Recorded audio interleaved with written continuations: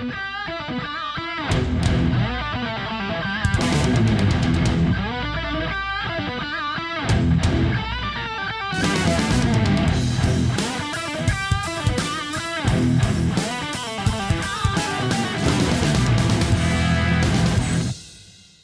call may be monitored and recorded for quality assurance. Hello? Hi, it's Rich, Architectural Builders, returning a call All right. about a... Hi. Yes. So I have this door, and there's two doors, and it opens, it swings out and it swings in. And then when you push hard enough, it'll stay all the way open. And so one of the doors works. One of the doors swings part way, but not the whole way. So I'm trying to figure out what I need to do to get this fixed. I can't find anything about like door repair or anything like that, and I can't really change anything because this is a historic building. So there's like a lot of regulations about changing the door. So I can't just rip it out and put something in. So I'm trying to fix what's there. Is this like the Dor-O-Matic 300? I think I saw on the website you guys have like a repair service.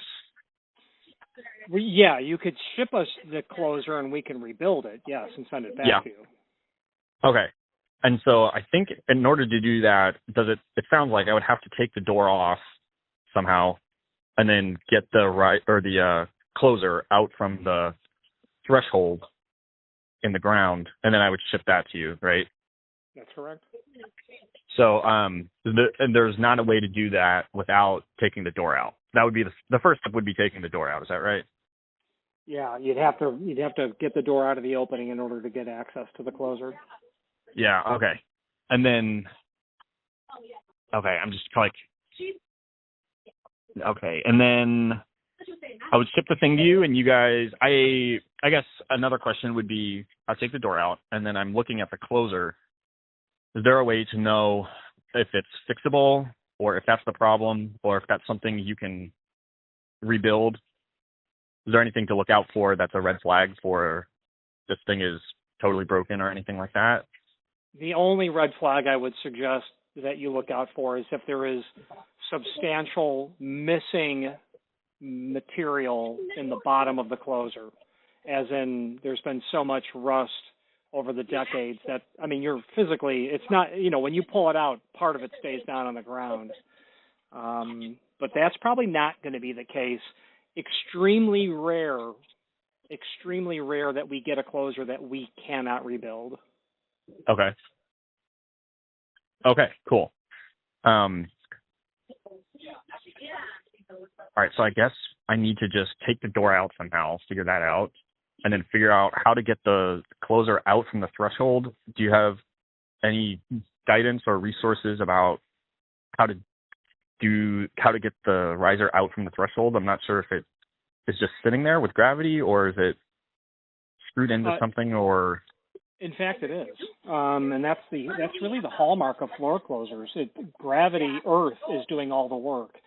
So what you have to do is you've got to figure out what's the top pivot, and the top pivot is where at the top of the door is what you're going to disengage in order to be able to then lift the door off of the spindle that's coming out of the floor closer body. So if you open your door to 90 degrees and look up into the header, you're probably going to see some fasteners up there. There's going to be two that hold the thin metal plate on, but then there's one that's going to be different. And you're going to want to rotate that counterclockwise, and that will probably draw the pin up. But before you start doing that, you need to be aware of the fact that that's when the door is going to come out. So that's a two-person job, in my opinion. Sure. So, and in my website is a technical drawing. It's like a cut sheet with a little technical drawing, and you'll start to see what I'm talking about. If you want to give me your email address, I'll forward it to you. Okay, great. My email address is chris30269@gmail. So CHRIS 30269@gmail.com. Yeah, okay. No problem. So I will send this to you. I don't make a living in the field, but I have sure serviced and installed and reinstalled floor closers, so I do know about them, and by all means. But now, before you do that, there are probably bolts that are holding the arm to the bottom of the door. There's probably an access point in the edge of the door that has a set screw. So you're going to want to look at page 2 of what I'm going to send you. And if I were you, I would email me photographs of everything you have there so I can say, okay. These are the areas where you're going to want to focus on. Okay, great. Yeah. Great. Because like I was saying, this door is historic, sort of. So it's been really difficult to find any information about it or get anyone to know anything. And this door is, so the building used to be a warehouse and it's been converted into residential units. So this door, I think, used to be sort of like the shop door to the shop area, but it's the inside of my house. So it's... Where do you live?